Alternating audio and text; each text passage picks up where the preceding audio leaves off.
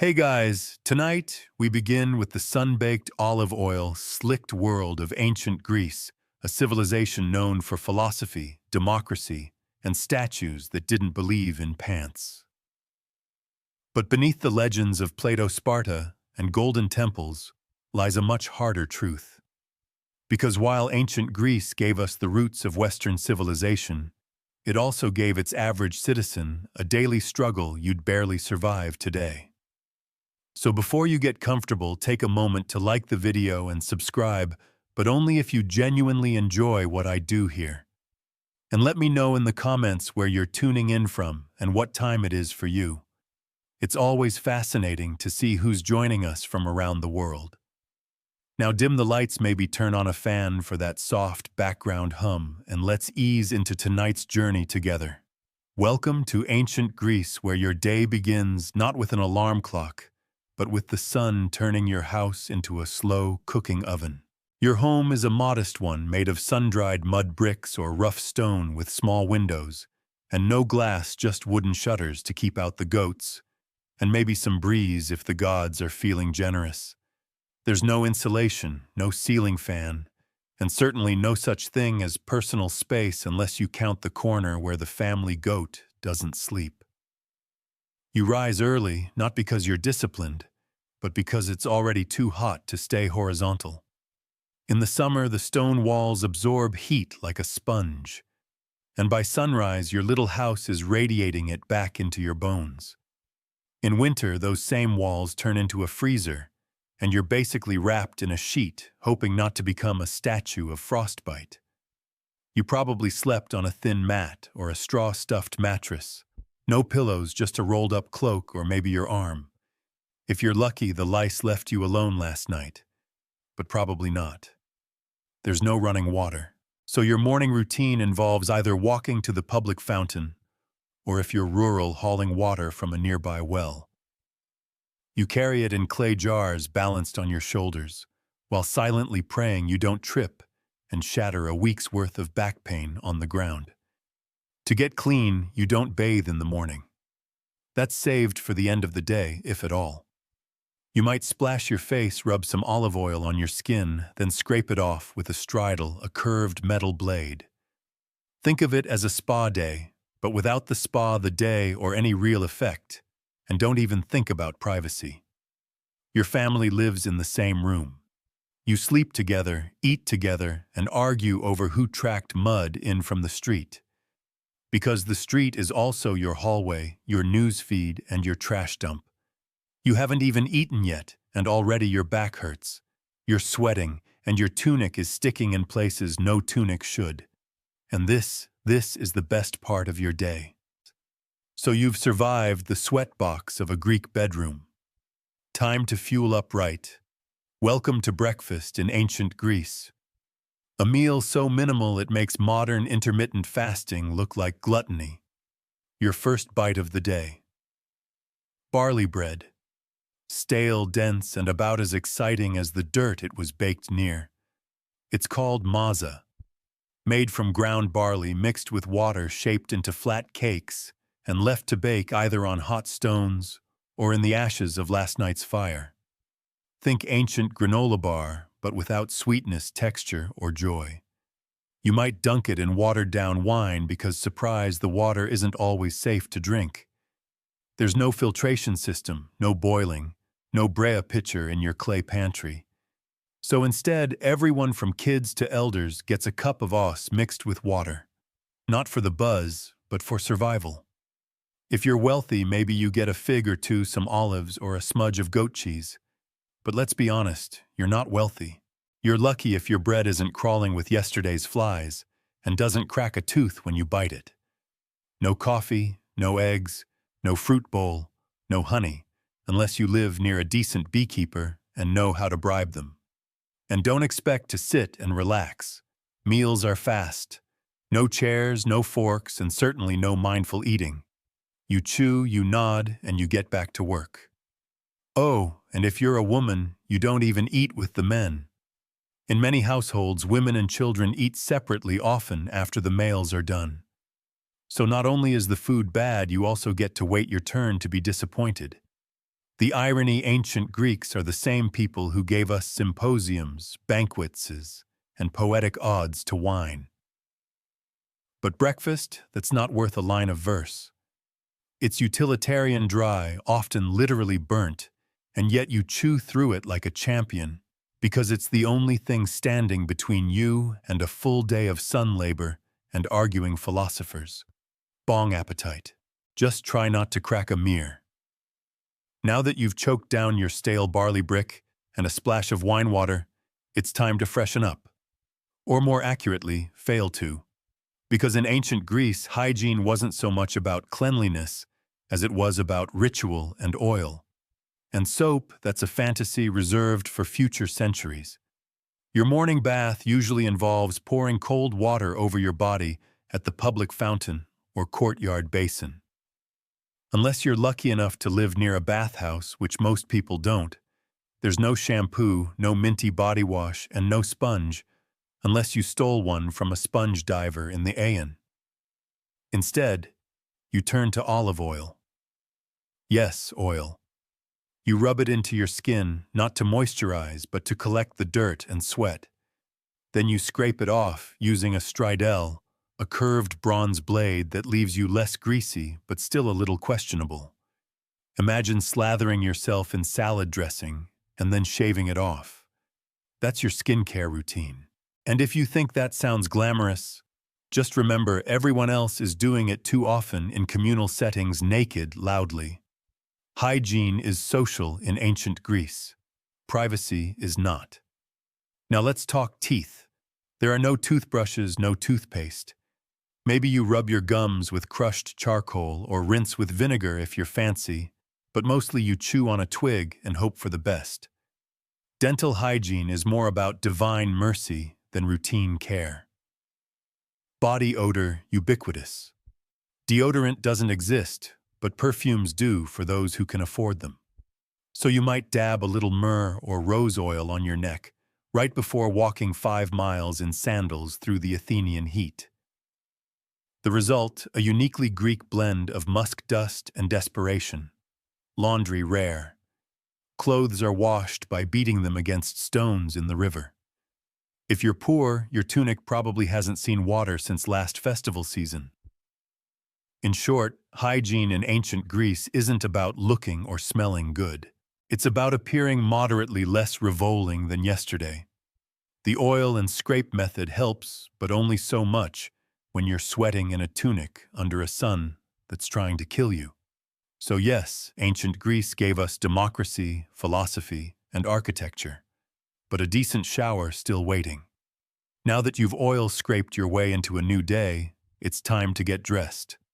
And spoiler alert, your ancient Greek wardrobe is minimal at best and comically impractical at worst. You've got 2 options, a chiton or a hmation. Both basically oversized linen rectangles that you wrap and pin with a brooch or tie with a belt. It's not tailored, it's not fitted, and it absolutely wasn't designed with windy days in mind. One wrong breeze and suddenly your whole philosophical outlook is on display. Forget underwear. It's not a thing. And bras don't exist. So unless you're a Spartan woman trained to sprint and wrestle, you're just hoping your pins hold and no one notices your wardrobe shifting like a loose curtain.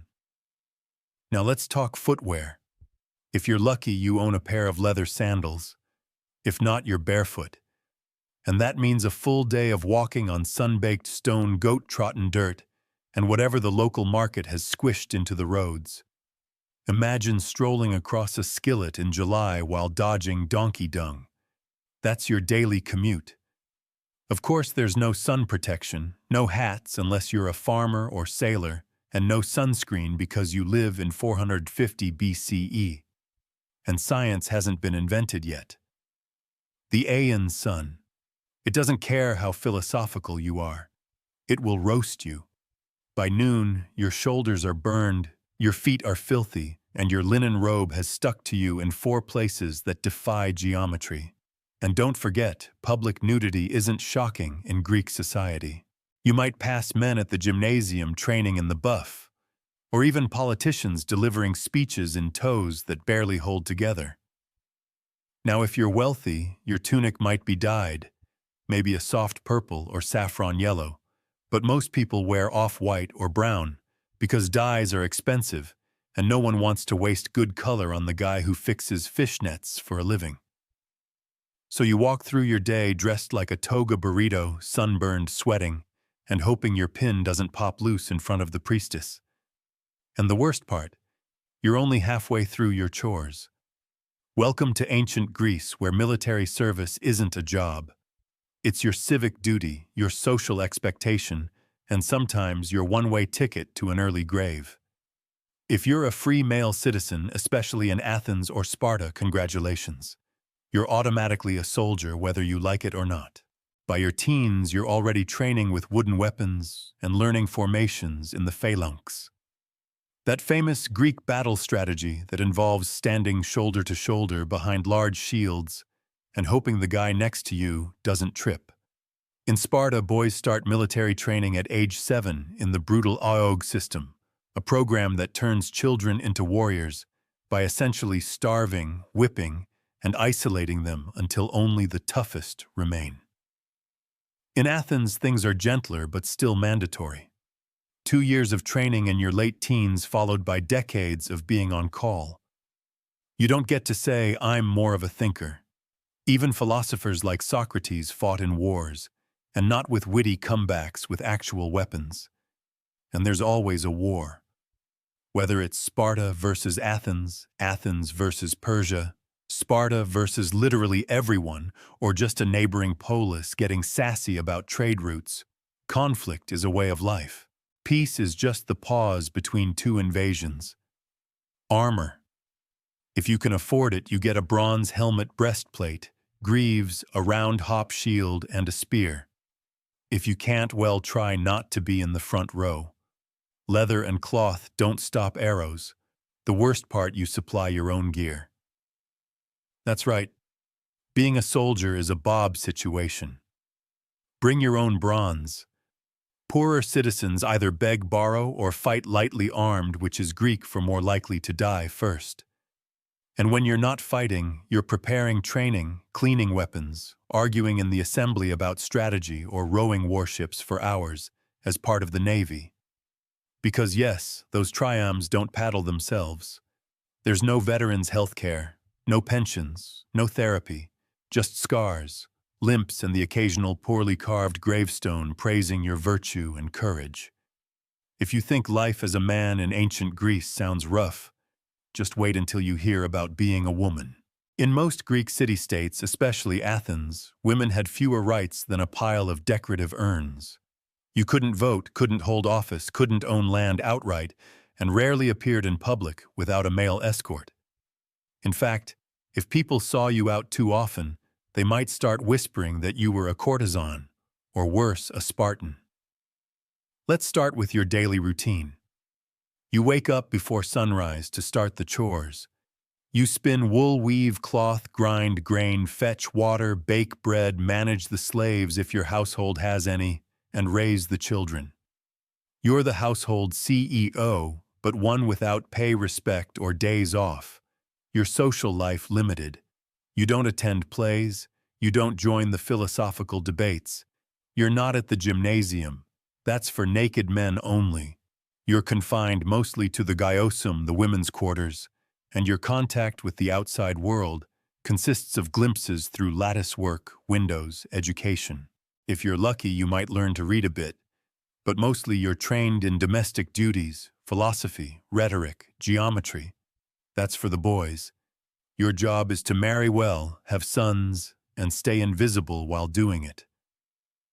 Marriage happens young, often in your early teens, to a man twice your age, arranged by your father, who treats you more like a trade agreement than a person. Love is optional. Dowries are mandatory, and when you do have children, your primary value becomes your womb. Now, Sparta was the exception. Spartan women were famously more liberated. They were educated, exercised in public, and could own property. But before you envy them too much, remember their freedom came from a state-sponsored obsession with warfare and eugenics. Your main job as a Spartan woman: give birth to strong warriors or face disgrace. And if your husband dies, you can't inherit much. You can't remarry without permission. And your options shrink faster than your social circle. You're stuck legally, socially, and often physically. So yes, the Greeks worshipped powerful goddesses, Athena, Artemis, Haia, but real women. They were expected to stay quiet, stay home, and stay out of sight. Ancient Athens is hailed as the birthplace of democracy. And yes, technically that's true. But before you get too excited, let's be clear, you probably wouldn't qualify to participate. In fact, the majority of people living in Athens were completely excluded from the democratic process. To vote in the Athenian Ecclesia Assembly, you had to be male-born to Athenian parents, a citizen over 18. That means women foreigners called metics slaves, and children who made up nearly 90% of the population had no political voice whatsoever. That's not democracy for the people. That's democracy for a very specific club of sunburned men in sandals. If you met the criteria, though, you didn't just vote. You were expected to participate constantly. Laws were proposed, debated, and passed in huge assemblies of thousands of citizens. There were no career politicians. Every eligible man was part legislator, part jury member, and part overconfident amateur.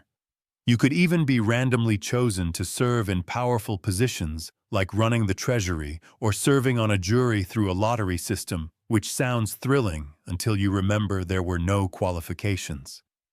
Your fishmonger might oversee military logistics one day. Your uncle, who still believes in sea monsters, might judge a murder trial tomorrow. And if someone got too powerful, too popular, or just annoyed people the wrong way, ostracism. Once a year, citizens could write a name on a broken piece of pottery, an ostrachon, and vote to exile that person for 10 years. No trial, no defense. Just go away. You're getting too famous. And yet, despite its flaws, Athenian democracy was revolutionary. It gave ordinary men a voice. Well, some ordinary men, and laid the groundwork for future political systems. But make no mistake, it wasn't fair and it wasn't inclusive. If you were a woman, silenced. A foreign bee-born resident who paid taxes, silenced. A slave building the Parthenon, definitely silenced. A philosopher who asked too many questions, possibly executed.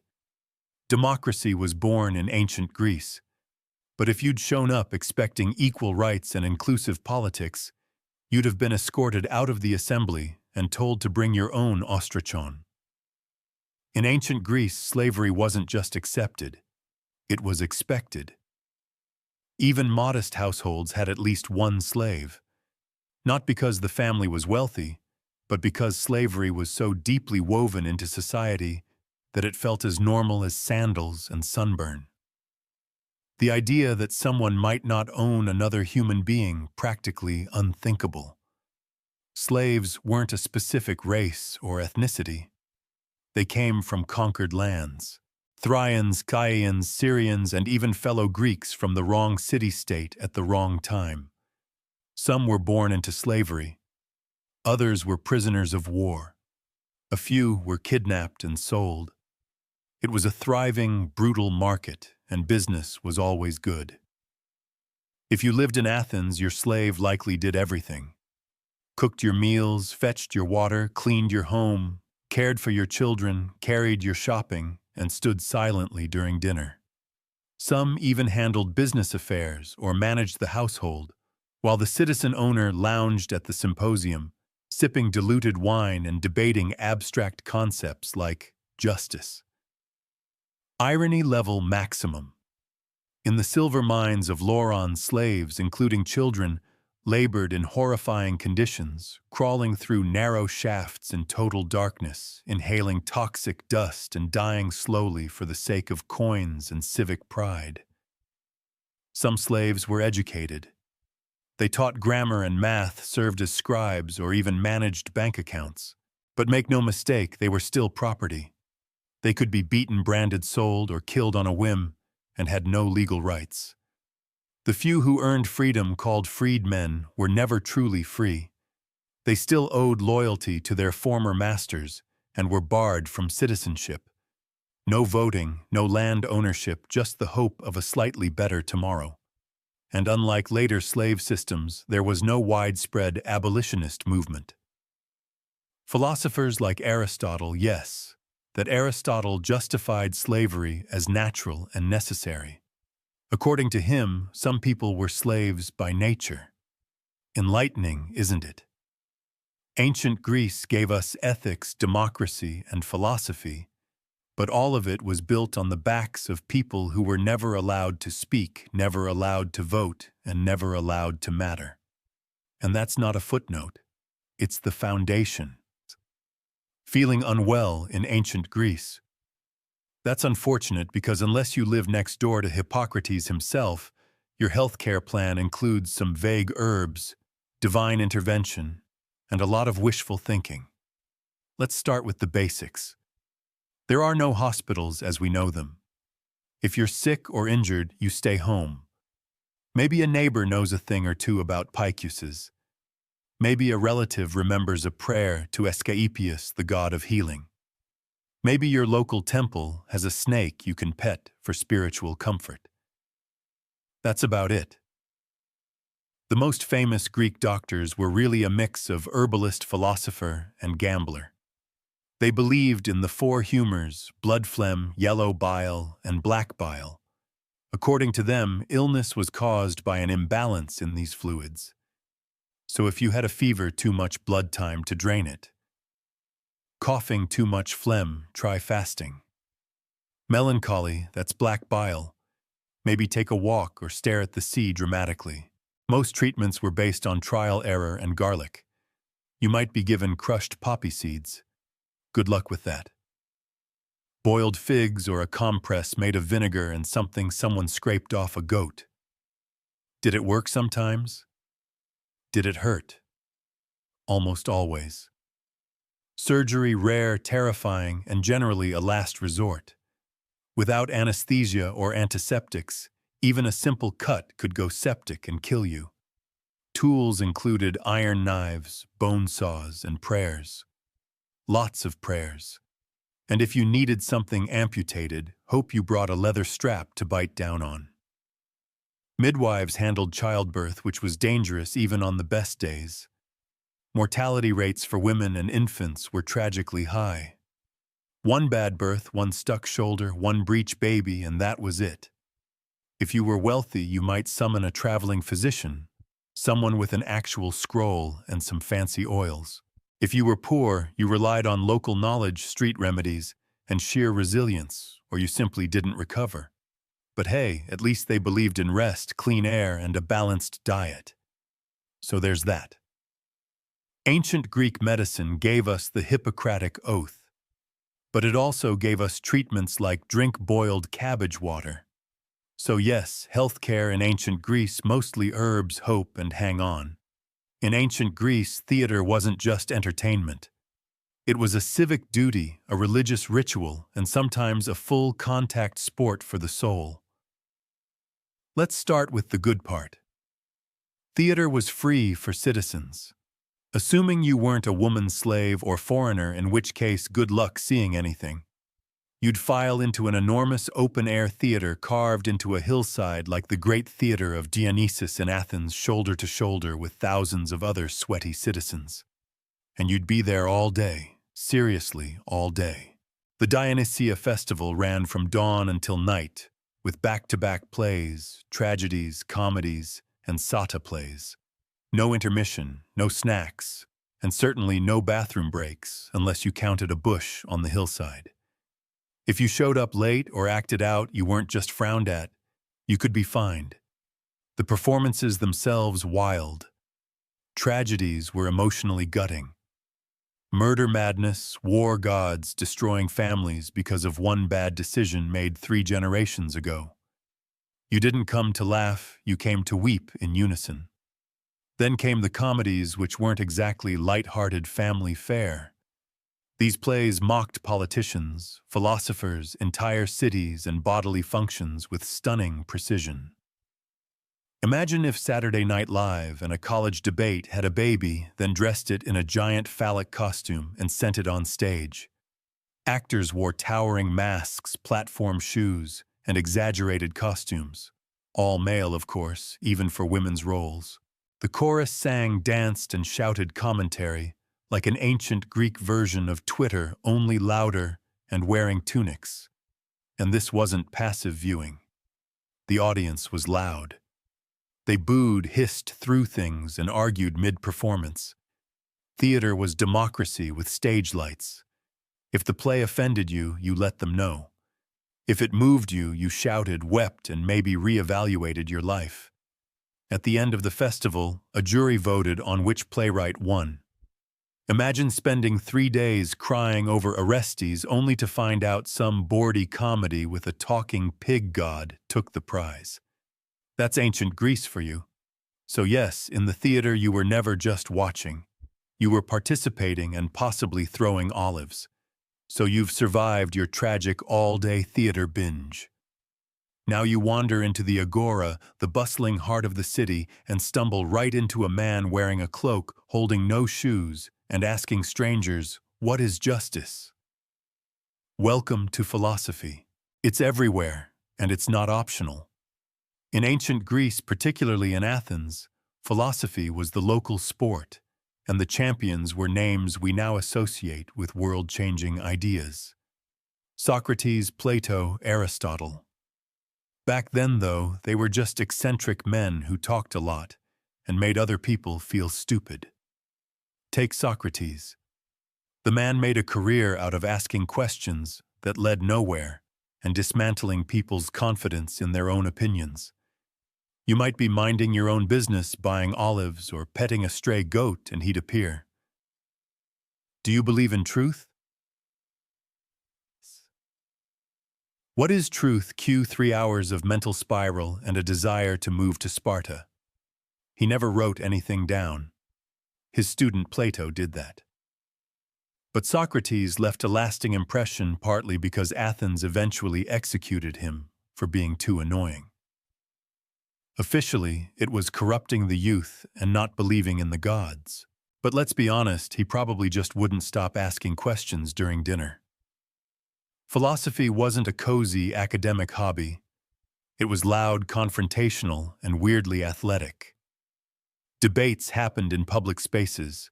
They were spontaneous, intense, and often ended in hurt feelings or deep existential crises. No microphones, just voices, hands, and enough ego to fill the pathon. And if you thought you could just watch, think again.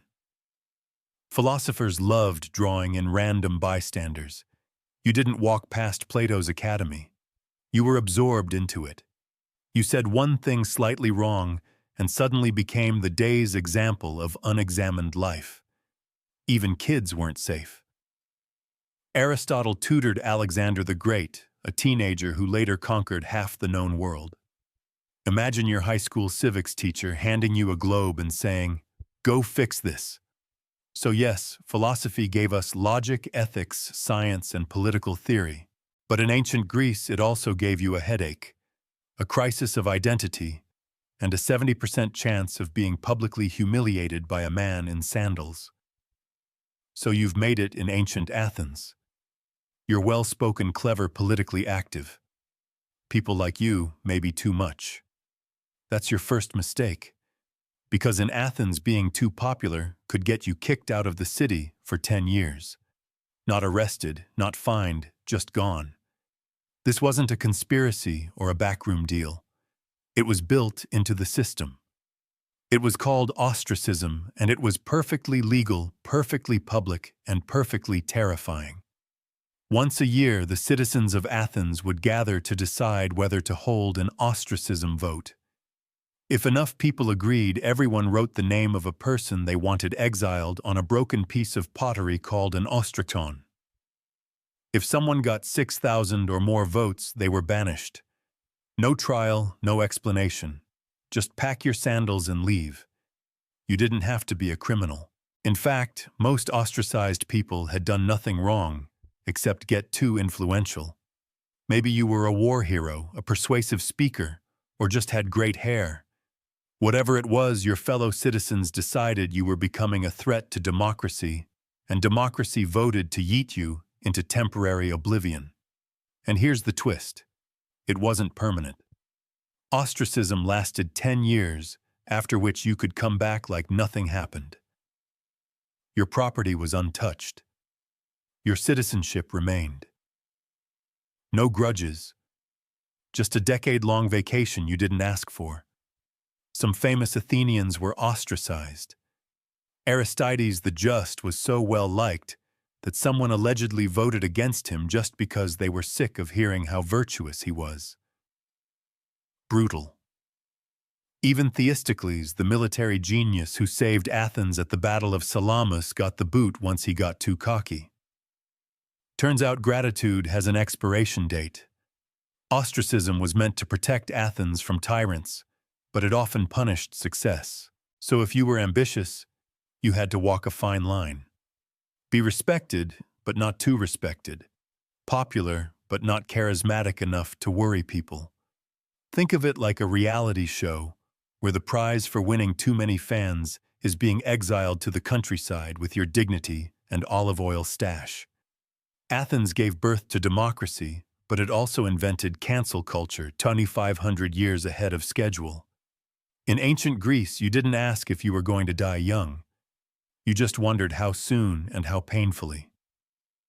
Life expectancy hovered around 30 to 35 years, and that was if you made it past infancy, which was no small feat. Roughly 1 in 3 children didn't survive childhood, thanks to disease, poor nutrition, and the fact that hygiene was, as we've discussed, more theoretical than actual. You could die from anything. A scratch that turned septic, a fever no one could explain. Childbirth, a leading cause of death for women, or something as simple as drinking the wrong cup of water. Medicine was limited, and divine intervention wasn't known for consistency. If you lived in a city, disease spread fast. Cramped quarters, open-air sewers, and communal fountains made epidemics a regular part of life.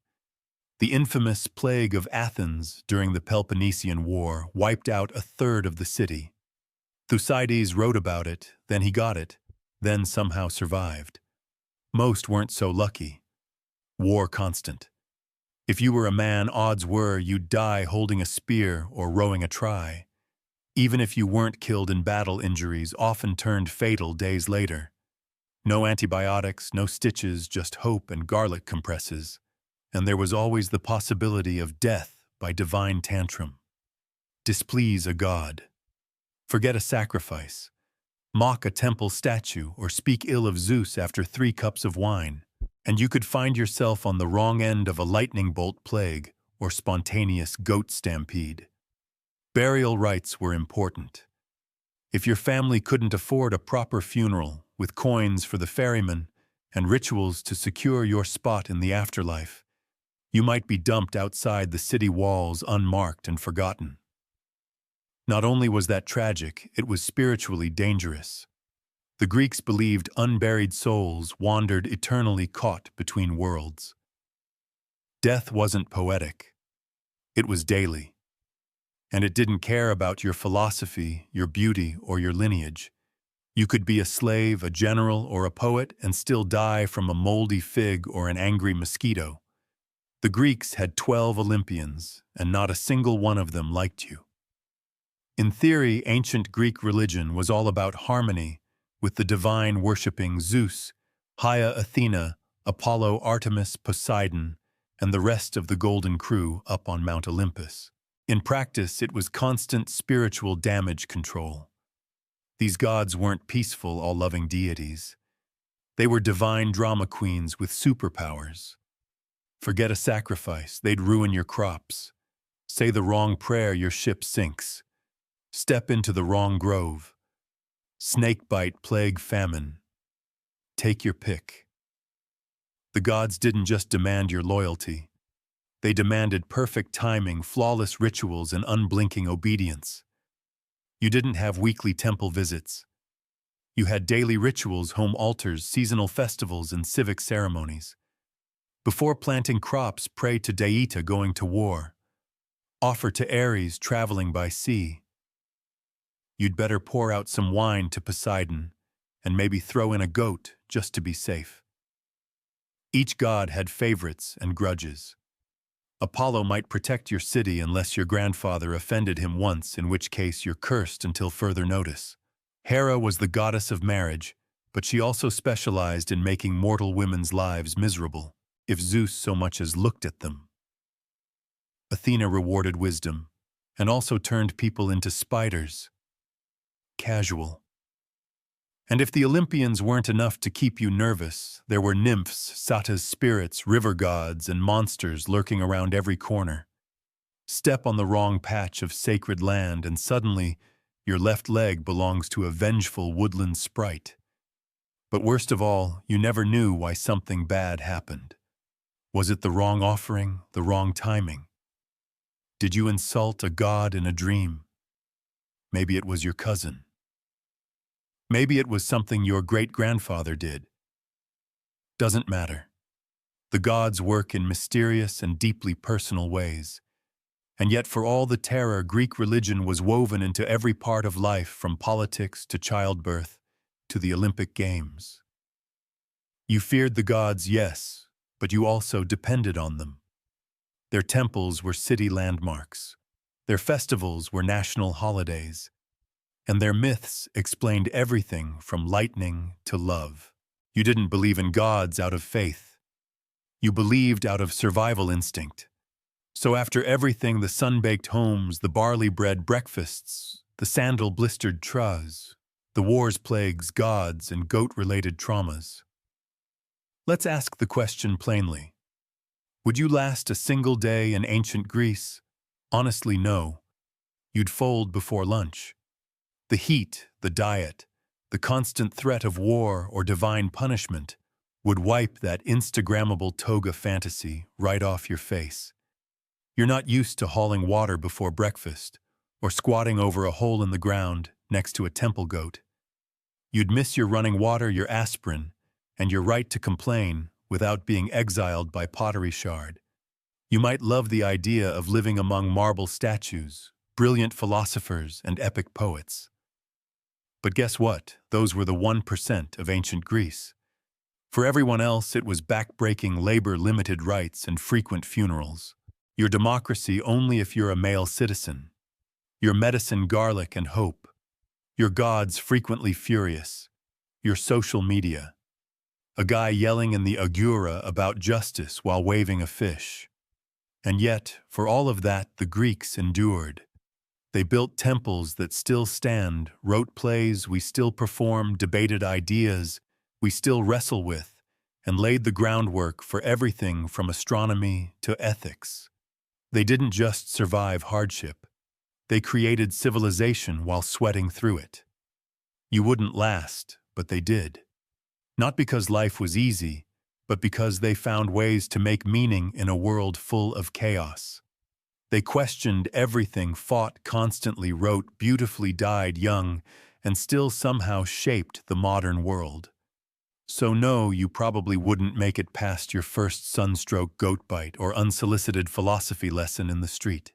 But if you did, if you adapted, endured, and listened closely, you'd find yourself standing among some of the most passionate, resilient, and brilliantly flawed people history has ever known.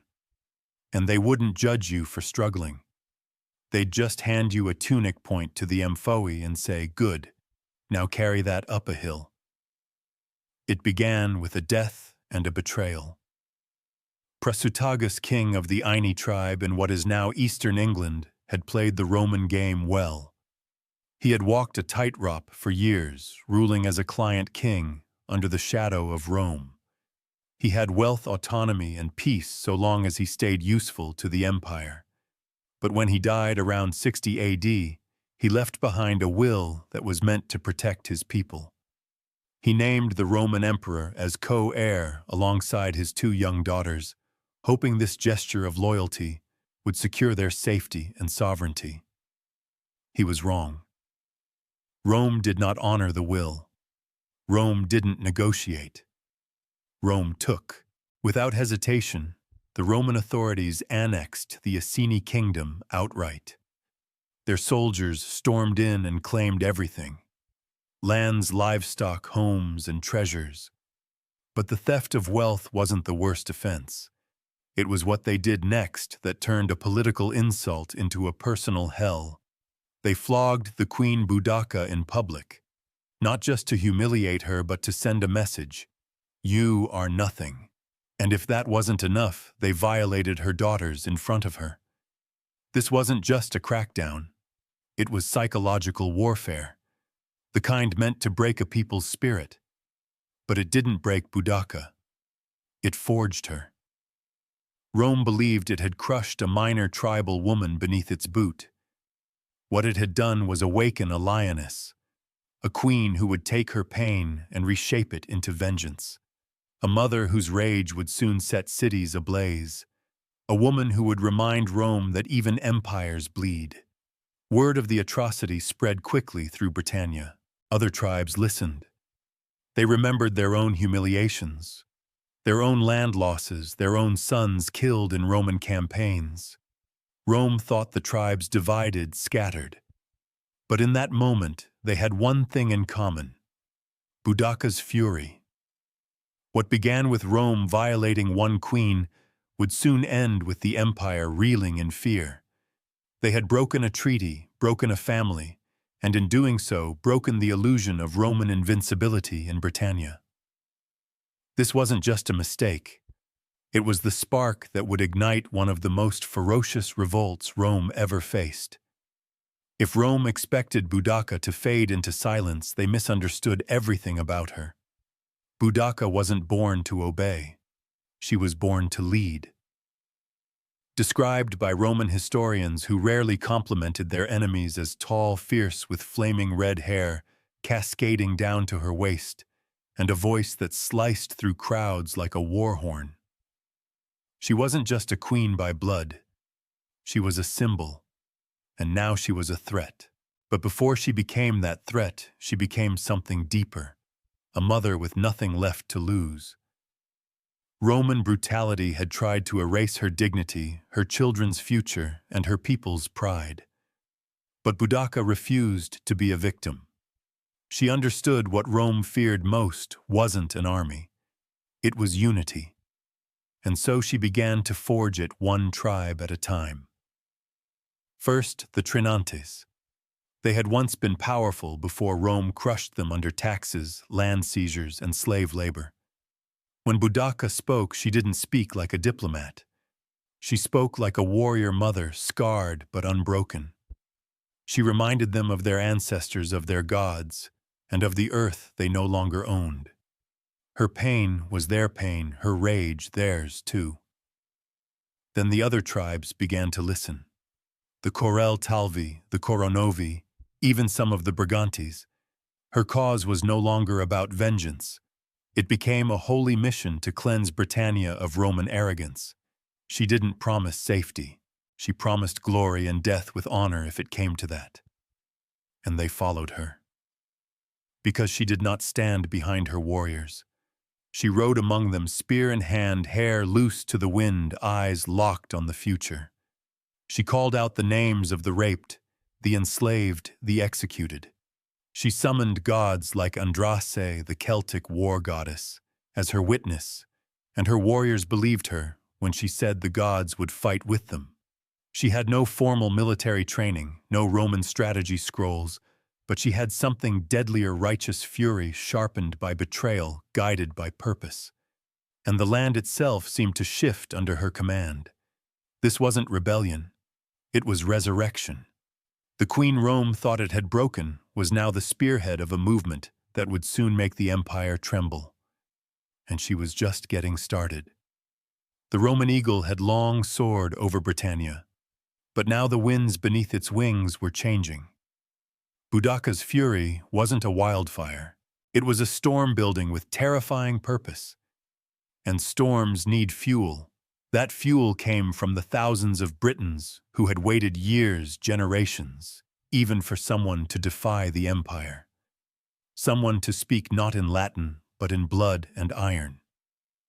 She gave them that voice.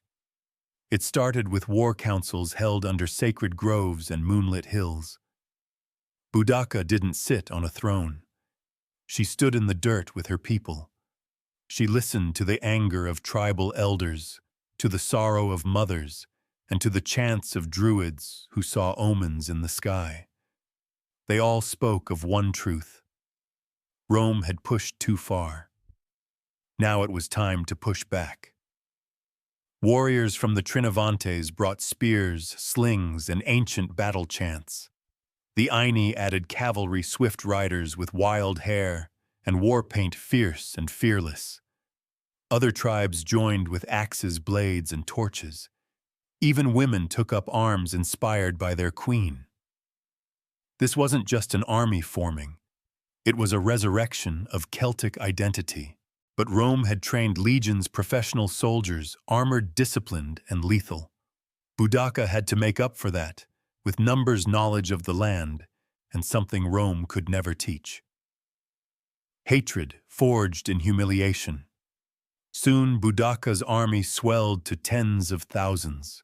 Farmers became warriors. Hunters became assassins.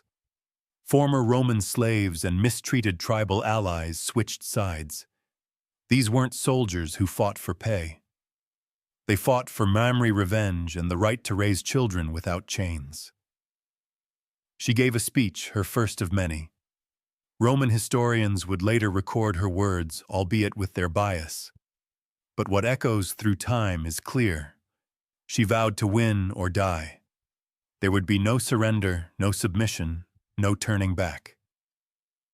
Then came the first target, Camulodunum.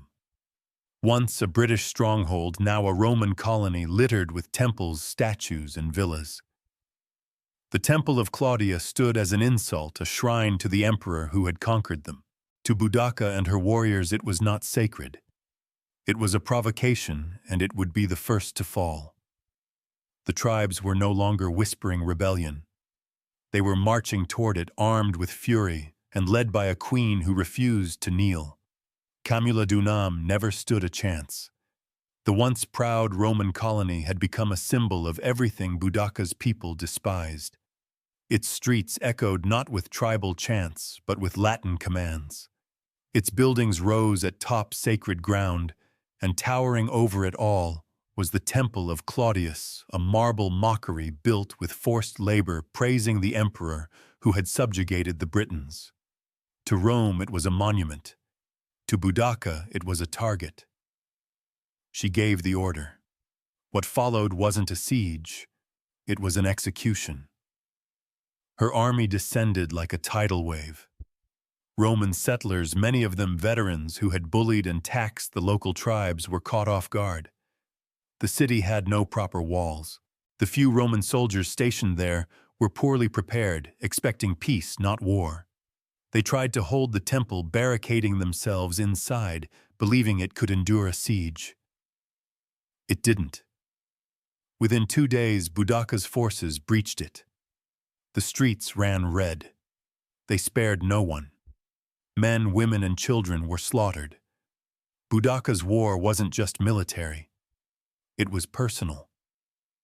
Her warriors destroyed Roman statues, burned villas, and turned their rage onto the very symbols of occupation. The temple was set ablaze, its roof collapsing in a firestorm that lit the sky for miles. Survivors were rare, and those who did escape carried tales of horror that chilled Roman blood. The fury wasn't random. It was deliberate. These were people who had seen their homes taken, their gods mocked, their daughters sold. Now they were reclaiming what had been stolen with interest. Roman officials sent pleas for help to Governor Suetonius, who was hundreds of miles away in Wales suppressing another rebellion. But by the time he heard of Camulodunum's fall, it was already ash and smoke, a colony destroyed, its citizens dead, and the flame of rebellion rising higher. Boudica didn't stay to celebrate. There was no time. She knew Rome would respond, and hard, so she pressed on knowing that each victory bought her momentum. Her next destination was a city larger, richer, and even more vulnerable. Londinium. If Rome hadn't taken her seriously before they would now.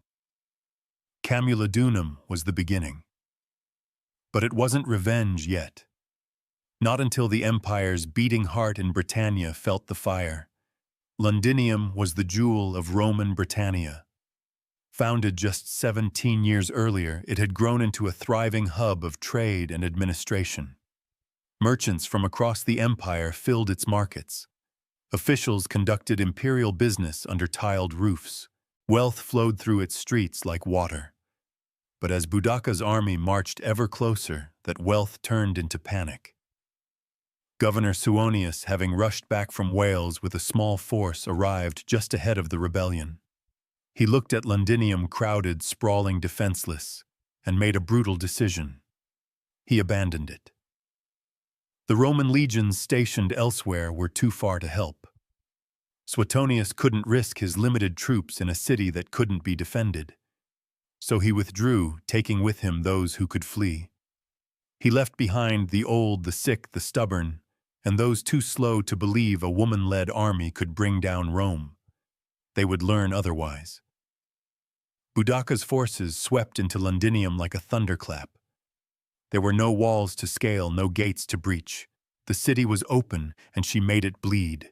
Her warriors tore through streets with the rage of generations. They didn't loot.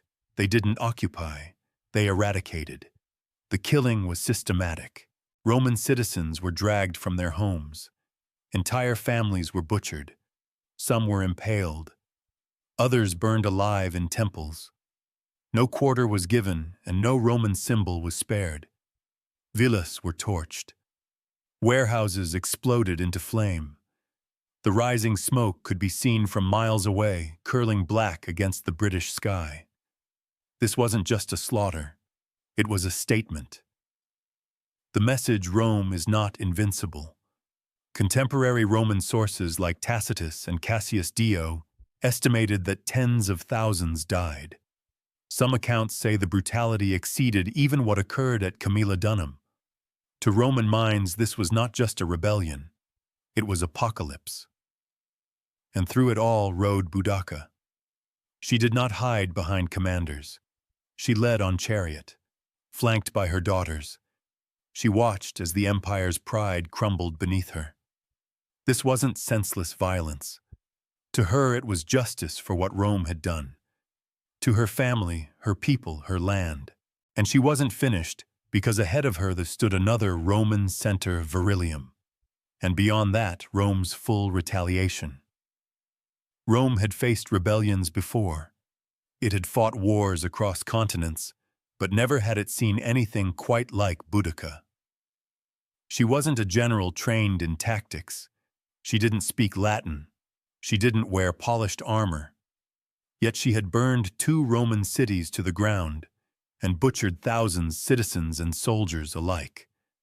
And now, as Verilmium, a prosperous Romanized town northwest of Londinium, went up in flames, the empire began to panic. Word of her rampage had reached the Roman Senate. Emperor Nero himself reportedly considered withdrawing entirely from Britannia. Imagine that. An empire that spanned from the deserts of Africa to the mountains of Germania considering retreat because of one woman with a chariot and a cause. That's how much she terrified them. In truth, Boudicca's power wasn't just in her army. It was in what she represented. Rome saw itself as unshakable, its cities as eternal, its rule as destiny. But here was a Celtic queen once beaten and humiliated, now leading a revolt that had reduced entire Roman settlements to ash. Every new city she burned wasn't just a tactical victory. It was a psychological blow. Verulamium followed the same fate as Camulodunum and Londinium. It was rich, Romanized, and completely unfortified. Boudicca's warriors slaughtered the inhabitants, destroyed temples, and leveled Roman infrastructure. Archaeological evidence today still shows a thick layer of ash beneath the modern town, a fire that raged with such intensity it left a scar in the earth. But here was the paradox. With each victory, Boudicca's war machine grew heavier. Her army swelled, but supply lines thinned. Organization faltered. Drunk with success, some tribes grew careless, and Rome, known for its resilience, was regrouping. Governor Suetonius wasn't idle. He had retreated, yes, but not surrendered. He began gathering reinforcements, pulling battle-hardened legions from across the province. He sought the high ground, studied the terrain, and prepared for one decisive battle. Still, even with Roman strength rebuilding, there was one lingering fear in every soldier's heart. Could they stop her? Because Boudicca wasn't just waging war. She was rewriting the story of conquest. And she was proving city after burning city that Rome could bleed and queens could strike back. The final confrontation was coming, and the empire held its breath. The fire had spread as far as it could. Now the storm had to face steel. Governor Gaius Suetonius Pinus had chosen his battlefield carefully. He wasn't just any Roman officer. He was a survivor. While Boudicca's warriors celebrated their victories, Suetonius was calculating. He selected a narrow defile, a tight space bordered by forest and hills, where Boudicca's numerical advantage would count for little. His army was small, maybe 10,000 strong, but every man was a trained killer forged in the discipline of the legions. Boudicca's force, on the other hand, was immense. Some sources claim up to 200,000 warriors marched under her banner. But they weren't soldiers. They were farmers, blacksmiths, tribal chiefs, and freedom seekers. Inspired but undisciplined, armed with fury, but not formation. They believed numbers would crush Rome like a tide. They were wrong. As Buddha's army approached, she gave one last speech. Standing at top, her war chariot flanked by her daughters. She reminded them of their suffering, of the floggings, the rapes, the stolen lands, the burnt homes. She called upon the goddess Andre, invoked the ancestors, and vowed either victory or death. Her warriors roared in response. They believed the gods would carry them. Then the battle began. The Briton charged. They filled the field with a primal fury, but Suetonius held firm. He let them come close, packed tight in the narrow terrain. Then, with perfect timing, he unleashed the Roman counterstrike. Spears flew in tight formation, shields locked. Gladdy short Roman swords cut deep into the confused mass.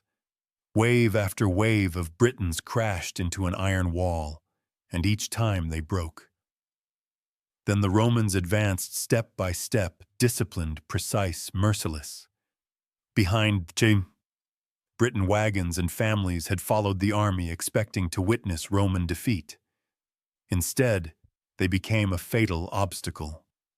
The warriors couldn't retreat. Panic set in. The narrow battlefield turned into a slaughter. When the dust settled, it was over. Tens of thousands of Britons lay dead. The rebellion was shattered. The empire had bent, but not broken. Boudicca had thrown everything at Rome, and though she lost the battle, the memory of her stand would echo louder than the clash of swords. Her final fate would remain a mystery. But her legend was already immortal. The battlefield was silent. The roar of war replaced by the moans of the dying. Boudicca had lost not just a battle, but a war she had set ablaze with her own hands. The ground was soaked with the blood of her people, and the ashes of their dreams drifted into the cold Britannic air. And Boudicca, she was nowhere to be found. There are no eyewitness accounts of her final breath, no clear details of her death. Roman historians offer conflicting stories.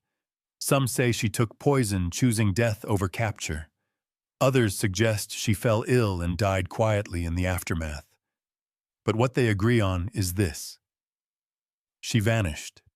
No chained queen was ever paraded through the streets of Rome. No public execution, no final humiliation. She simply disappeared like a storm that burned itself out. But in that disappearance, something extraordinary happened. She became more than a queen. She became myth. Rome, shaken and humiliated by the scale of her rebellion, tried to bury the memory, but it was too late. Boudica had become a name whispered in tribal songs and echoed in the sacred groves. To the Briton, she was not a defeated rebel. She was a martyr, a goddess of war and vengeance, a mother who had stood against the world's most powerful empire and made it bleed. Even among the Romans there was reluctant respect. Tacitus, though Roman to the bone, painted her not as a barbarian, but as a formidable leader wronged by the arrogance of empire.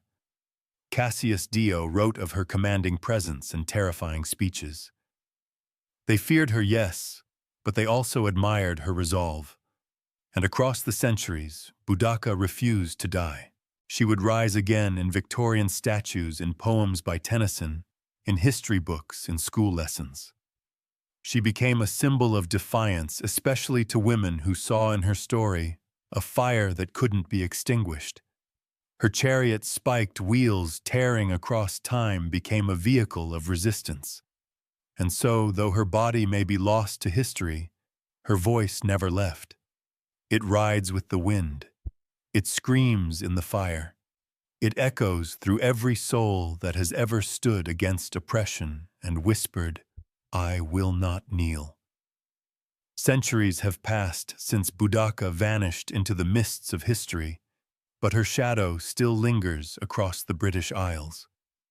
You can see her name carved into monuments, hear her invoked in political speeches, and feel her presence in the stubborn spirit of a land that never truly forgot her. In London, near Westminster Bridge, a bronze statue shows her standing tall on a war chariot flanked by her daughters, eyes set on the horizon, wheels raised in defiance. Below her, traffic hums and tourists wander, unaware that they walk in the echoes of her rebellion. But her legacy isn't just about statues, it's about what she represents. Boudica became more than the sum of her battles. She became an eternal question asked of every empire, every oppressor, every ruler who forgets the power of the people. What happens when the silenced rise? She was not perfect. Her revolt was marked by bloodshed and massacres. Tens of thousands died at the hands of her warriors. But history isn't written by saints. It's carved by those who dare to resist. And resistance by its nature is rarely clean.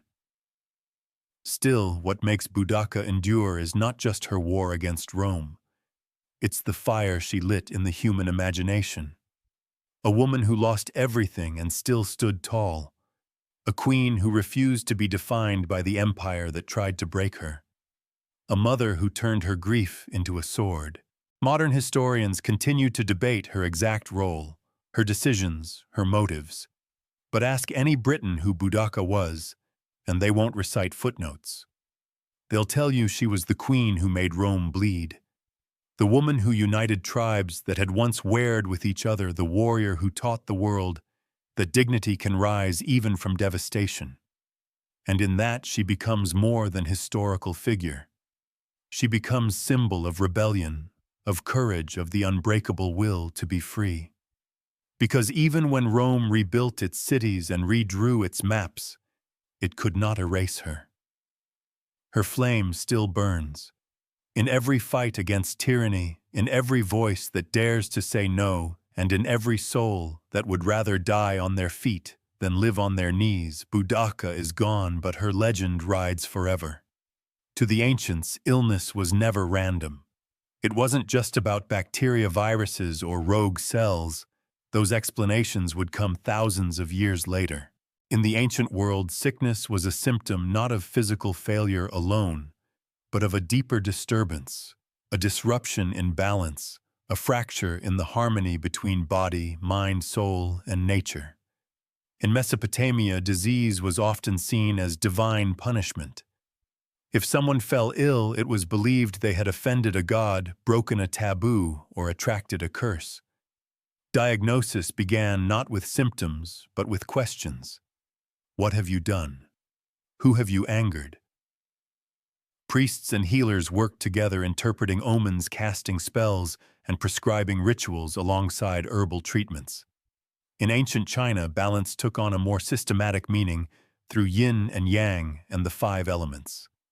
Health was the state of equilibrium between opposing forces. Too much heat or cold dryness or moisture would throw the body off. Practitioners of traditional Chinese medicine didn't just treat a cough. They asked when it started, what time of day it worsened, what emotions accompanied it. Healing was holistic. Herbs, acupuncture, and dietary changes were all tools to rebalance the inner cosmos. In Greece, the physician Hippocrates rejected the idea of gods punishing people with disease. Yet he too saw health as harmony. His theory of the four humors, blood phlegm, yellow bile, and black bile, dominated Western medicine for centuries. Each humor was linked to a temperament and an element.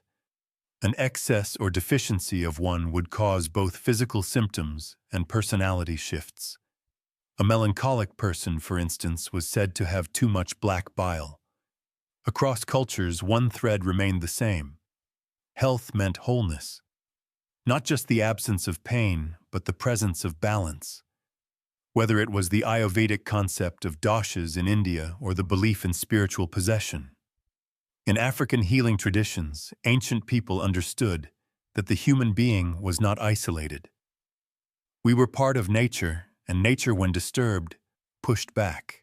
So when ancient healers laid hands on the sick, they weren't just looking for physical signs. They were listening for imbalance. And they believed that to heal someone, you had to treat the invisible forces just as carefully as the visible wounds. In the land of pyramids and pharaohs, medicine was both science and sorcery. Ancient Egyptian healers called SWNW were not merely physicians. They were sacred intermediaries between the body and the divine. Their medical practices were surprisingly advanced and yet deeply entwined with ritual and magic. To the Egyptians, the body could bleed, bruise, and break, but its ailments were never purely physical. The spirit, the gods, and even the afterlife played a role in every sickness. Much of what we know comes from medical texts like the Ebus Papyrus, dated around 1550 BCE. This ancient scroll contains hundreds of remedies for everything from toothaches to tumors. Egyptian doctors performed surgeries, set fractures, treated infections, and drained abscesses with copper tools sterilized by fire. They knew how to check pulses, how to observe urine and feces for diagnosis, and how to use a wide variety of herbs, many still in use today. But no treatment began without the blessing of the gods. Tom was believed to have gifted humanity the secrets of healing. Seek, the lion-headed goddess of war, and plague was both feared and prayed to. She could unleash epidemics or grant recovery. Spells were often recited over a patient as herbs were applied. Words held power. Incantations weren't empty phrases. They were medicine in sound form. One of their greatest tools was honey. It was used as an antiseptic long before bacteria were understood. Wounds were bandaged with it, sometimes combined with resin or lint. Garlic and onions were prescribed for heart health. Castor oil served as a laxative. Even moldy bread was pressed into infected wounds, a primitive antibiotic centuries ahead of its time. Egyptian doctors treated not only commoners, but also royalty. Their skills were respected across borders.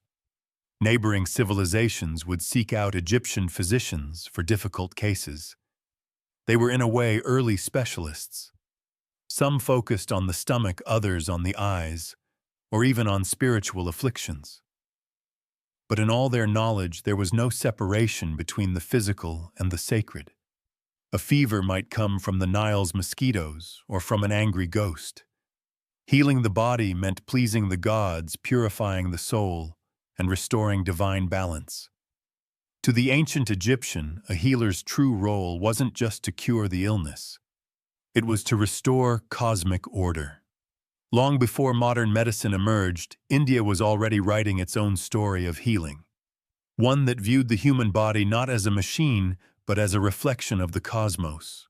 This ancient system is known as Ayurveda, a Sanskrit word meaning the science of life.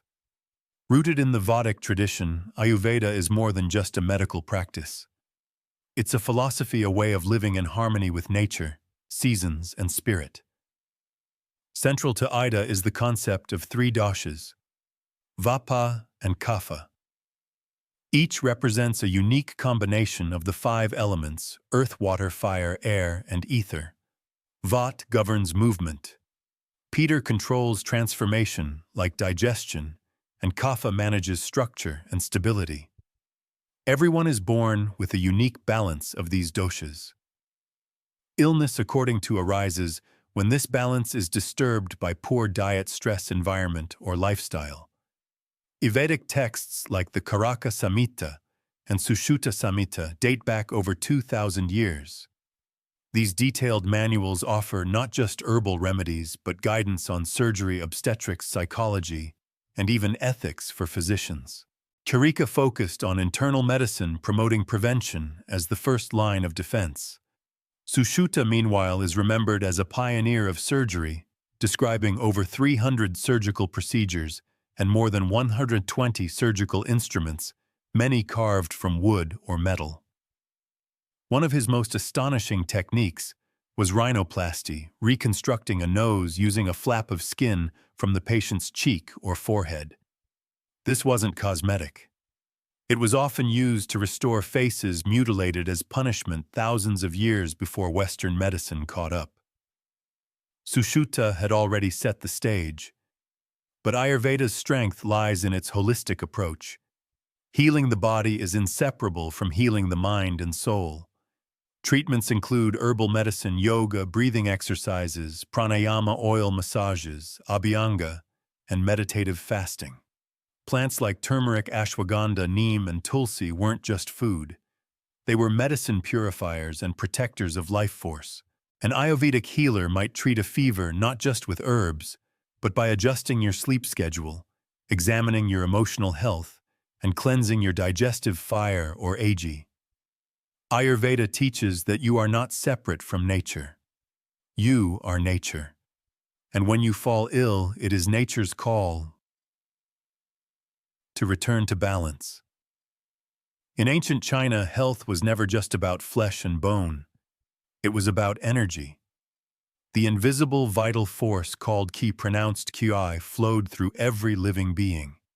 And the key to wellness was ensuring that qi moved freely without blockage or excess. This foundational idea would shape one of the oldest continuous medical systems in the world. Traditional Chinese medicine, or TCM. To understand illness, ancient Chinese physicians first had to understand nature itself. They observed the rhythms of the seasons, the phases of the moon, the behavior of animals, and the turning of the cosmos. From these patterns emerged two core principles, yin and yang, and the five elements: wood, fire, earth, metal, and water. Yin and yang represented balance in all things. Yin was cool, dark, passive, internal. Yang was hot, bright, active, external. Every organ, emotion, and function of the body was classified under these opposing but complementary forces. Health, then, was a dynamic balance between them. A fever wasn't just a rise in temperature. It was an excess of yang. Fatigue might signal a depletion of yin. Diagnosis was an art. Physicians didn't rely on tools. They relied on the senses. They examined the tongue, felt the pulse at multiple positions, listened to the tone of the voice, and asked questions about dreams, emotions, and bowel movements. Every detail offered insight into the balance or imbalance of qi. To restore health, they turned to a vast toolkit: acupuncture. The insertion of fine needles into precise points along the body's meridians was used to unblock qi and restore flow. Moxibustion, the burning of the mugwort herb near these points, was used to warm and stimulate circulation. Cupping herbal formulas, qigong exercises, and strict dietary adjustments all played vital roles. The ancient text hanging, or the Yellow Emperor's Inner Canon, compiled around 2,000 years ago, remains the foundation of TCM today. It didn't just list diseases, it explored causes, prevention, and lifestyle. It taught that emotions like anger, grief, and fear could disrupt organs, and that healing required emotional balance as well as physical remedies. Chinese medicine never separated the person from the world around them. To treat the body, one must treat the climate, the soul, and the unseen energy within. In every heartbeat, the ancients believed Qi was speaking, and the healer's task was to listen. In the temples of ancient Greece and the forums of Rome, medicine began to step away from the divine and into the realm of reason. But even here, the body was still seen as a delicate ecosystem ruled by balance and temperament. And at the center of this worldview stood a theory that would shape Western medicine for over 1,000 years. The four humors developed by the Greek physician Hippocrates and later expanded by Roman doctors like Galen. The theory proposed that the human body was governed by four fluids: blood phlegm, yellow bile, and black bile.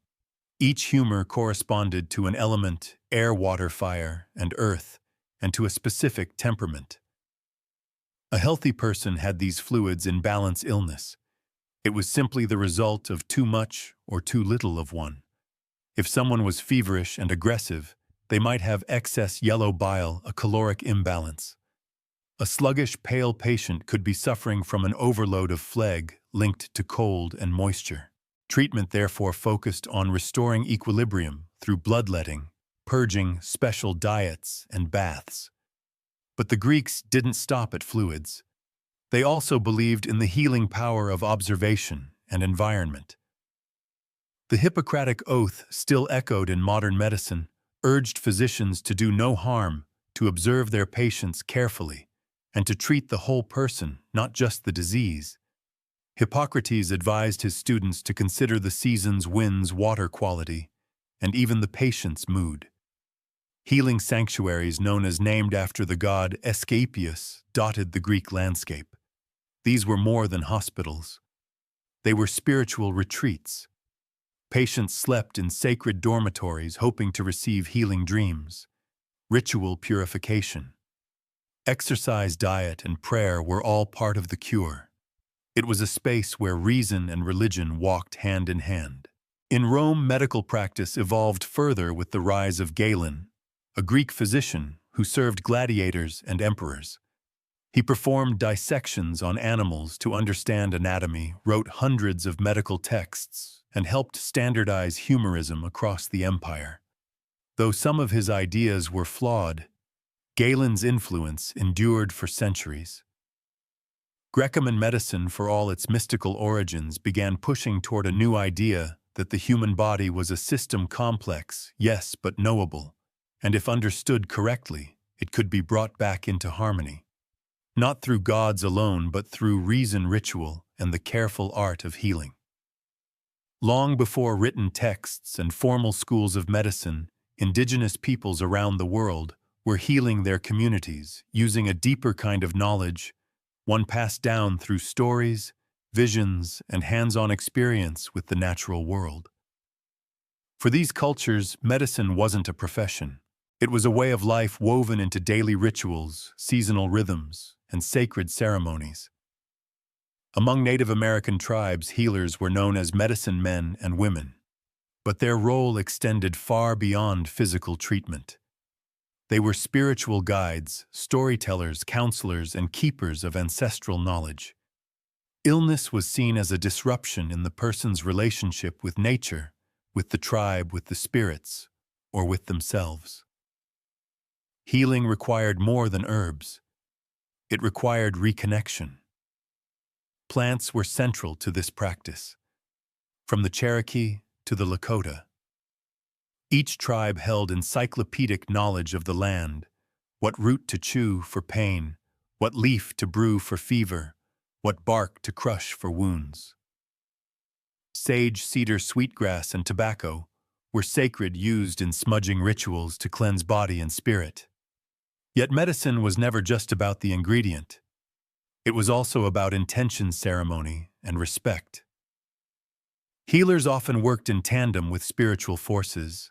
They conducted sweat lodges, vision quests, drumming circles. Illness could be caused by a breach in tabos, spiritual possession, or even soul loss, a condition where part of the individual's essence had fled due to trauma. In such cases, rituals like soul retrieval were performed, calling the spirit back through chanting, dancing, or guided trance. The same deep reverence for nature is seen in indigenous traditions across the globe. In the Amazon rainforest, shamans rely on powerful plant medicines like ayahuasca, a hallucinogenic brew used not for recreation, but for healing insight. They believe the plants themselves are teachers, revealing the roots of suffering through visions. In Aboriginal Australia, bush medicine includes herbs, clays, and rituals passed down through the dream time, the ancestral era that still guides indigenous identity. Healing here is about balance between body-land ancestors and songlines. These systems were never written in books. They lived in the songs, dances, and landscapes of the people. To indigenous healers, modern medicine may have its machines and laboratories.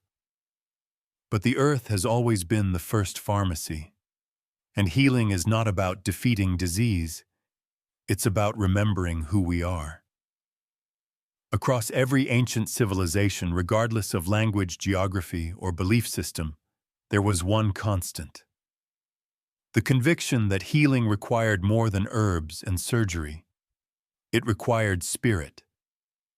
Whether illness was seen as divine punishment, soul imbalance, or a breach with sacred forces, ancient people believed that true healing began in the unseen world. And the doorway to that world was ritual. In Mesopotamia, long before the rise of formal medicine, people turned to exorcists and priests to battle illness. Diseases were believed to be caused by malevolent spirits or offended gods. Clay tablets revealed detailed healing rites where chants were whispered as spices were applied. Special figurines were buried beneath houses to ward off sickness. Rituals weren't separate from treatment. They were the treatment. In ancient Egypt, no physician worked without invoking the gods. Before applying honey to a wound or bandaging a limb, the healer often recited prayers to the god of wisdom, or Sekhmet, goddess of healing and wrath. Illness wasn't just a physical attack. It was a cosmic imbalance. Healing meant realigning the patient with Mahat, the principle of truth, order, and harmony. In many African traditions, healers called Ngangas or Sangomas used drumming, dancing, and divination to diagnose and cure. They spoke with ancestors, summoned spirits, and often entered trance-like states to travel the spiritual realm on behalf of their patients. Herbs were important, but the unseen world was always consulted first. Even in classical Greece, ritual played a role. In the Askapa sacred healing temples, patients underwent rituals of purification, fasting, and prayer. At night, they slept in Nkoya, dreaming beneath statues of Asclepius, the god of healing. These dreams were interpreted by temple priests to guide treatment. Ritual wasn't superstition, it was structure. It gave shape to suffering, a language to pain, and a sense that the illness had meaning. Through symbolic acts, people could transform fear into hope, isolation into connection, and chaos into control. And more than that, it reminded them that they were not alone. Even today, science studies the placebo effect, the power of belief, the healing impact of intention. The ancients didn't need the data. They already understood. Sometimes a word spoken in reverence can heal deeper than any blade. Because not all wounds are visible and not all medicine is made of matter. When we think of ancient surgery, we often imagine crude tools, trembling hands, and unbearable pain. But the truth is far more impressive and more human. Across the ancient world, surgery was practiced with surprising precision. These early healers didn't have anesthesia X-rays or antiseptics, but they had skill, courage, and a remarkable understanding of the body earned through generations of observation, trial, and often brutal necessity. In India, the Sushruta Samhita, written over 2,000 years ago, detailed more than 300 surgical procedures. Its author, Sushruta, is considered the father of surgery. He described techniques for removing tumors, setting bones, repairing hernias, and even reconstructing noses, a form of plastic surgery. His tools were sharp, varied, and carefully categorized. Forceps, scalpels, probes, and needles, many made of iron or stone. Sushruta emphasized hygiene, surgical preparation, and the importance of understanding anatomy through dissection. Though this was often limited to animals, his surgical wisdom spread far beyond India, influencing both Islamic and Western practices centuries later. In ancient Egypt, surgical knowledge blended with ritual. Papyrus texts reveal procedures for stitching wounds, treating dislocated limbs, and draining abscesses. Tools like bronze knives, bone saws, and cauterizing rods have been found in tombs. They even practiced trepanation, cutting a hole in the skull to relieve pressure or treat head injuries. Amazingly, many skulls show signs of healing, meaning the patient survived. Trepanation wasn't limited to Egypt. In pre-Columbian Peru, archaeologists have discovered hundreds of trap skulls, often from warriors wounded in battle. Some surgeries were shockingly successful. In certain regions, over 80% of patients survived based on bone regeneration. These early surgeons may have used cocoa leaves or fermented maize beer to dull pain, along with herbal antiseptics. In the Greco-Roman world, Galen advanced surgical techniques by studying injured gladiators and dissecting animals. His insights into the nervous system and vascular pathways laid foundations for later anatomy. Roman military surgeons treated wounds on the battlefield with efficiency using cautery clamps and lichers. While surgery was always dangerous, it was also respected. It was the domain of those brave enough to cut into life itself, hoping to draw health from pain. These weren't butchers. They were artists of the blade.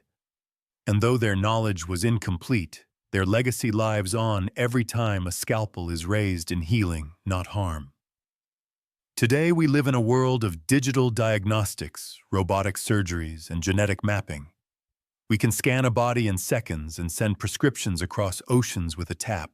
And yet, in the quiet corners of modern medicine, the whispers of the ancient world still echo. You can find Ayurveda in yoga studios, Chinese herbal formulas in pharmacy aisles, and indigenous smudging ceremonies held in hospitals to honor patients' traditions. Medical students still take a version of the Hippocratic Oath, pledging to do no harm, just as their Greco-Roman predecessors once did. In operating rooms, we use precision tools that trace their lineage back to Sushruta's iron instruments.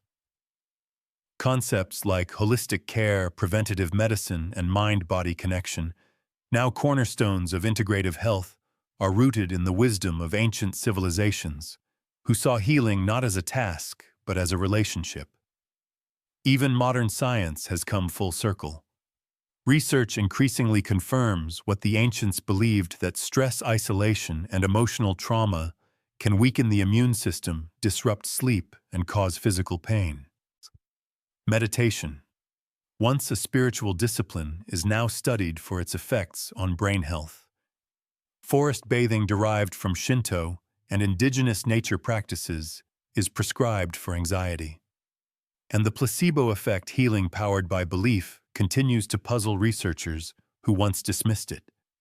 It's easy to see ancient medicine as outdated, superstition, folklore, primitive guesswork. But when we look closer, we see something profound. A worldview that treated illness not just as a broken machine, but as a disruption in being. a signal that something somewhere was out of harmony. And that idea still matters because medicine isn't only about treatment. It's about meaning, about comfort, about being seen and understood. The ancients knew this instinctively.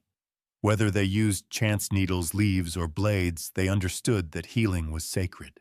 Today, as we push further into the future of biotechnology, artificial intelligence, and personalized medicine, perhaps we are not leaving the ancient world behind.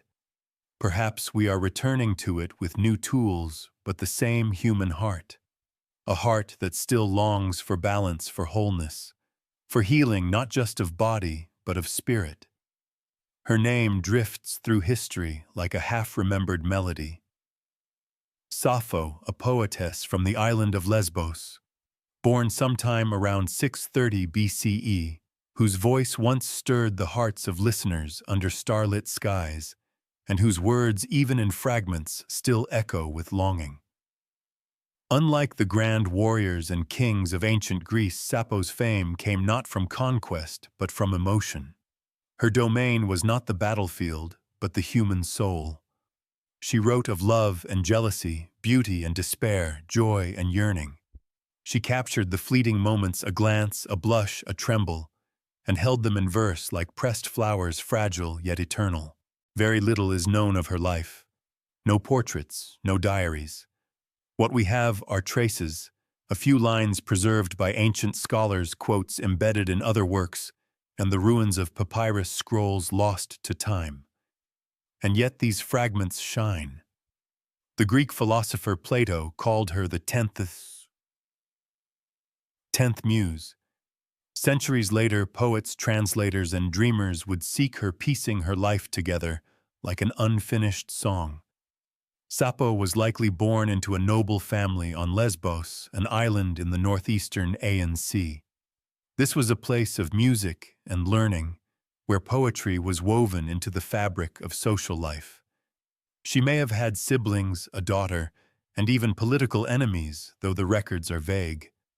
She lived through exile and unrest, moments of silence and moments of song. Her world was one where most women's voices were confined to the home or stifled altogether. But Sappho defied silence. She stood apart, not with rebellion, but with beauty. She wrote in the Aeolic dialect in short, vivid lyrics designed to be sung to the lyre. Her style was intimate, rich with imagery. Evening star, you bring back all that the shining day has scattered. Words like these outlived empires, and then, as quietly as she appeared in the records, she faded. Much of her work is lost, burned, buried, or dismissed. But what remains proves one thing. She didn't need monuments. Her poems were her monument. And today, when we speak of passion in verse of love without shame of longing that defies centuries, we are still whispering the name Sappho. To understand Sappho, you must first understand Lesbos, the island that cradled her voice. Lesbos was no backwater. In the ancient Greek world, it was a flourishing hub of art, music, and philosophy. With its fertile valleys, olive groves, and coastal winds scented with salt and flowers, Lesbos was both a physical paradise and a cultural gem. It wasn't Athens. It didn't need to be. It had its own rhythm, slower, more sensual, and steeped in lyric tradition. Here, music wasn't decoration. It was devotion. The lyre and ouz echoed through homes and temples. Poetry was sung, not read. And in this world of sound and nature, Sappho's voice was born. She lived in the city of Mytilene, the island's bustling heart. Politics thrived here, and so did art. The island boasted poets and philosophers, rival factions, and shifting alliances. Sappho herself was once exiled perhaps to Sicily amid political unrest. But it was always Lesbos that drew her home. It was her muse.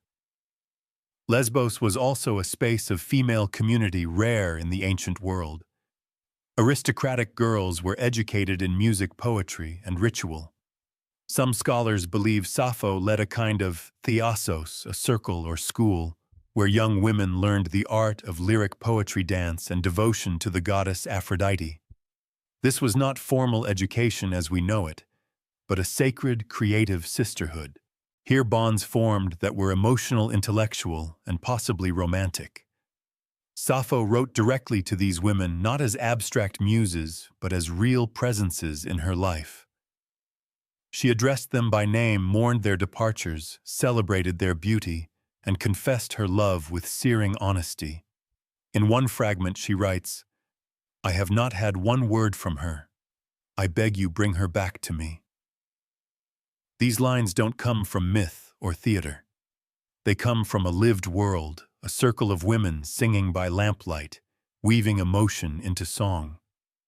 And though time would later distort her legacy, framing it with scandal or speculation, Lesbos was the soil from which her truth grew, not just a location on a map, but a cultural cradle of passion, artistry, and female expression. Sappho didn't just live on Lesbos. She became Lesbos, its breath, its heart, its voice. In an age when the great epics of Homer praised gods and heroes and men, filled scrolls with battles and conquests, Sappho wrote about the heart. She didn't sing of war.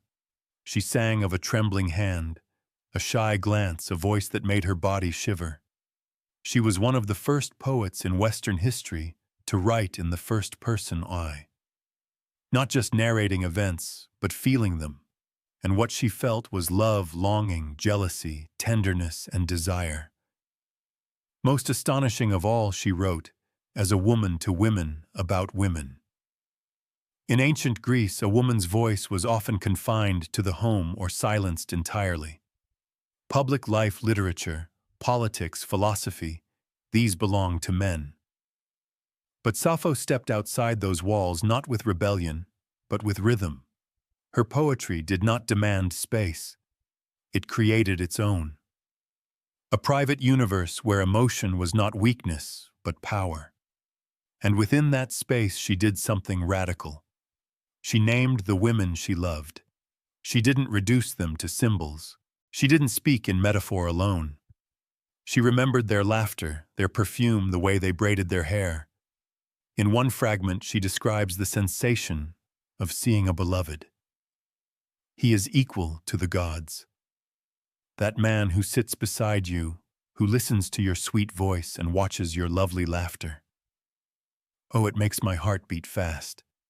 Here Sappho is the onlooker, watching the woman she adores speak to another. Her jealousy is quiet, aching, deeply human. In just a few lines, she captures the full weight of unrequited love, something every listener then or now can understand. Her words carried the erotic but never the vulgar. She wrote of sensuality with the care of a painter, the curve of a neck, the softness of sleep, the way moonlight touched skin. She didn't separate beauty from intimacy. They were one. Because of this, later centuries often misunderstood or censored her. Some tried to erase her queerness. Others mythologized her heartbreak into tragedy. But none of that diminishes the truth of her voice. A woman who wrote honestly, lyrically, and bravely about love, not in theory, but as someone who had lived it deeply, openly, and without apology. Sappho didn't just write poetry. She composed music for the soul. Her verses were never meant for silent reading. In ancient Greece, poetry was alive. It was sound, breath, vibration. Sappho's form was the lyric, short and intensely personal, meant to be performed with a lyre. A small stringed instrument cradled in the lap, plucked gently, while the voice carried the words like a breeze over the sea. This was the heart of lyric poetry, and it's where the word lyrical comes from. The poetry wasn't epic. It didn't tell long tales of war and gods. It was intimate, emotional, and immediate. The lyric was a whisper, a confession, a love letter sung beneath fig trees or in candle-lit rooms, and Sappho was its undisputed master. Her poems were crafted in Aeolic Greek, a regional dialect rich in softness and rhythm. Her preferred meter, now called the Sapphic stanza, flowed with a particular beat. 3 long lines followed by a shorter, punchy one, like a sigh at the end of a longing thought. It was subtle and musical, like the rising and falling of breath during a quiet moment between lovers. She would have performed these songs surrounded by women, students, companions, maybe even priestesses. These gatherings, possibly ritual or educational in nature, were also spaces of freedom, spaces where emotion, song, and body were not fragmented but whole. Through these performances, Sappho trained others in the art of composition, creating not just poems but a culture. We can only imagine what it sounded like. The soft twang of strings, the clear rise of her voice, the stillness of listeners hanging on each syllable. Many of her poems open not with statements but with questions or invocations, like the start of a conversation or a prayer. Come to me now, O golden-throned Aphrodite, and free me from hard care. These were poems that reached up to gods and inward to desire, and yet they feel surprisingly modern. You could set them to music today, and they'd still stir something raw and real. Sappho turned poetry into song. And in doing so, she reminded the world that emotion is music, that every heartache, every thrill of touch, or tremble of voice deserves a melody. And hers is one still echoing centuries later. For every line of Sappho's poetry we have today, dozens, perhaps hundreds, are lost. What remains are fragments, shards of emotion, and sound phrases ripped from their original songs, drifting across time. Some are complete stanzas, others are mere whispers, a single word, a sliver of longing, a closing thought without a beginning. And yet even these broken pieces pulse with life like embers glowing in the ash of something once brilliant. Why did so much vanish? Time, war, and deliberate destruction? Sappho's works were once collected into 9 volumes, organized in the famed Library of Alexandria. These were likely copied and recited throughout the classical world. But with the fall of that library, much of ancient literature was lost. Later, as Christian influence rose, many works deemed pagan or immoral were suppressed, neglected, or intentionally burned. Sappho's poetry, filled with passion, especially same-sex love, made her a target. By the medieval period, she became a ghost. Her name survived, but her voice was nearly silenced. Only through quotations by other authors, preserved in grammars, commentaries, or philosophical works, did bits of her poetry escape extinction. These fragments were often cited for their style or vocabulary, not for their emotional force. Yet the feelings still bled through. Then came the papyri. In the late 19th and early 20th centuries, archaeologists digging in the sands of Oxyrhynchus, Egypt, uncovered thousands of scraps of ancient manuscripts, among them torn and faded lines of Sappho, bits of songs that had not been seen for over 1,000 years. More discoveries followed. In 2004, a nearly complete poem was found on a papyrus wrapped around a mummy in Germany. Each recovery felt like a resurrection, and yet so much remains missing. We read her today in echoes. What we long for is not just what she wrote, but what she might have said if history had let her speak without interruption. Still, there's something hauntingly fitting in this survival through fragments. Sappho wrote about impermanence, about fleeting moments, about beauty that slips through the fingers like sand. And so perhaps it is appropriate that her poetry arrives to us not as a monument, but as a mystery, a puzzle pieced together by lovers of language, of music, of the heart. A voice once drowned in fire, still burning. Sappho's poetry was too honest to escape judgment. In her lifetime, she was admired, celebrated even as a master of lyric poetry. Plato called her the 10th muse, placing her among the divine. Yet, as centuries passed, and cultures shifted, her legacy became twisted, silenced, or scandalized, depending on the times. Why? Because she wrote about love, and not the kind history was comfortable remembering. Much of her poetry centers on deep affection and desire for women. She praised their beauty, mourned their absence, confessed jealousy, and celebrated their intimacy. In her world, this was not strange. In the cultural setting of Lesbos, especially among aristocratic women, close emotional and possibly romantic bonds were accepted, even honored. But later generations, especially under Roman Christian and Victorian values, struggled with this. Rather than confront her truth, they rewrote her story. Medieval scribes ignored her. Renaissance translators softened her language. Victorians labeled her a tragic, romantic heartbroken over a man even inventing the myth that she leapt to her death from a cliff over the love of a ferryman named Fionn, a tale that appears nowhere in her authentic work. This invented story served a purpose to erase her queerness, to make her pain more palatable, her desires more conventional. Some critics reduced her poetry to merely educational or platonic. Others dismissed her altogether as indecent, and yet she persisted. Even in scandal, Sappho's name survived. In the 19th century, when open discussion of same-sex love was still taboo, her legacy quietly became a coded symbol for queer identity. The words sapphic and lesbian became terms for romantic love between women, rooted directly in her name and her home. She became, without ever intending to, a figure of resistance, a poetic ancestor to those whose loves were silenced. And still today, debates echo. Who was she? A teacher, a lover, a myth, a threat? But maybe the better question is, why are we still afraid of her truth? Sappho didn't write to fit into categories. She wrote what she felt. She named beauty, confessed longing, and lived through verse. Her scandal wasn't in her actions. It was in her honesty. She dared to write desire, and for that history tried to muffle her voice, but it never could. If there was one divine presence that hovered over Sappho's life and work, it was Aphrodite, goddess of love, beauty, and irresistible desire.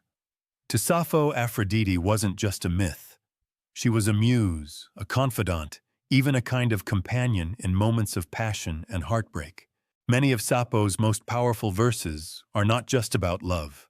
They are prayers to Aphrodite, invocations, pleas, arguments made in verse when the weight of longing became too much to bear.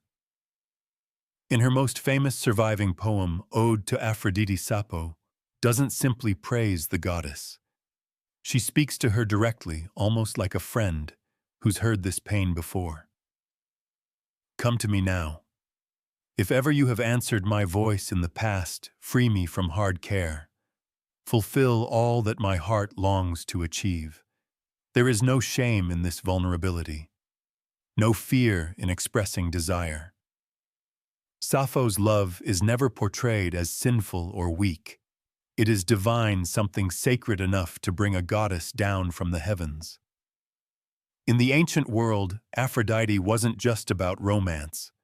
She ruled over attraction, seduction, the chemistry between bodies, the ache of separation. To call on her was to recognize that love could wound just as much as it could thrill. Sappho captured that duality perfectly. She didn't idealize love. She lived inside its contradictions. She wrote of its sweetness and its sting, its beauty and its cruelty. In another poem she writes, "Love shook my soul like the wind on the mountain, troubling the oak trees." Here love isn't gentle. It's violent, elemental, something that tears through the self without asking permission. By placing Aphrodite at the center of her emotional world, Sappho elevated longing into something mythic. Her poems blurred the line between the personal and the divine, between everyday emotion and cosmic force. And in doing so, she helped build a literary legacy where love wasn't just a theme. It was a form of worship. For Sappho, Aphrodite wasn't an abstract deity. She was a mirror, a force that reflected back all the intensity, the confusion, and the beauty of the human heart. And in every line of Sappho's verse, the goddess of love listens and replies. Like her poetry, Sappho's death is a mystery wrapped in myth. No one knows exactly when she died, how old she was, or even where she spent her final years. Some say she died peacefully on Lesbos, surrounded by the sea and the songs she loved. Others, especially later Roman poets, spun tragic fables that she leapt to her death from the white cliffs of Lafada, heartbroken over an unrequited love for the handsome ferryman Fionn. But there's no historical evidence for that story. It seems more like an invention, a way for a male-dominated literary tradition to reframe her love and suffering into a heterosexual tragedy. It turned the powerful poetic voice of a woman who loved women into a victim of unreturned affection for a man. A neat ending, perhaps, but a false one.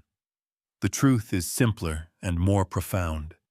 Sappho disappeared as quietly as she arrived. After her death, her work lived on for centuries. She was studied by philosophers, quoted by playwrights, and sung in performances across the ancient Greek world. Her poetry was preserved in 9 books, a treasure trove of lyric verse. For a time, her fame rivaled Homer's. But history is not kind to voices that challenge its norms. With the rise of the Roman Empire, and later the dominance of Christian moral codes, Sappho's openly emotional and sensual poems, especially those celebrating female love, fell out of favor. Her writings were no longer recopied. Her volumes left to decay in libraries that would eventually burn or crumble. Some believe her works were intentionally destroyed by early church officials who saw her songs as dangerous. By the Middle Ages, her name remained, but her words were mostly gone. It would take over 1,000 years before fragments of her verses resurfaced, unearthed from Egyptian trash heaps or quoted in ancient grammars. Piece by piece, she was reborn, not through myth, but through survival. Her death may be lost to time, but her disappearance was never total. She lingered in whispers, in stolen lines, scribbled in margins, in the persistent ache of voices that refused to be forgotten. Sappho didn't need a heroic death. Her poems were already immortal, and in the gaps where her words once lived, we can still feel the shape of her spirit. Yearning unfinished, but never truly gone. Sappho's life may be lost in shadows, her verses scattered and incomplete, but her influence has never dimmed.